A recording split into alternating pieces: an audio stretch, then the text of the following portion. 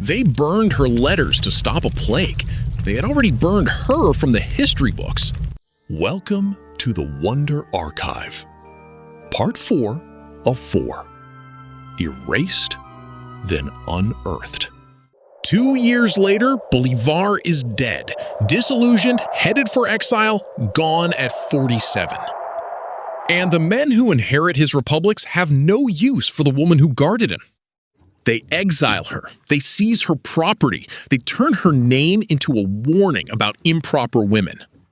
She lands in Paita, a dusty fishing town on the Peruvian coast, and there she stays. For 25 years, she sells tobacco, she translates letters for English whalers to get by.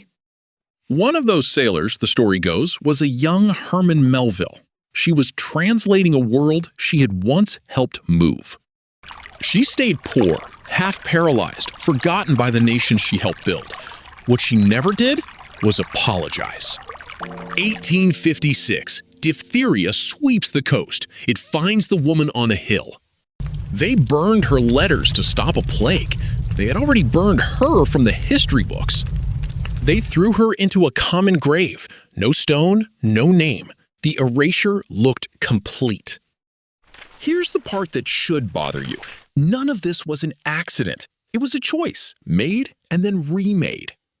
For 100 years, official history filed her under one word, mistress, and closed the drawer.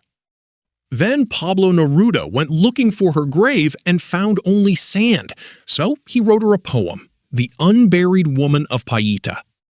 And the countries that forgot her began, slowly, to say her name again. Ecuador, Venezuela, Colombia. In 2010, with no body left to move, they carried soil from Paita to the Pantheon and laid it beside Bolívar. At last.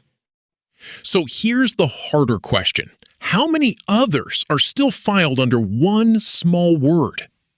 Go back to the man on the horse. Look at the empty space beside him.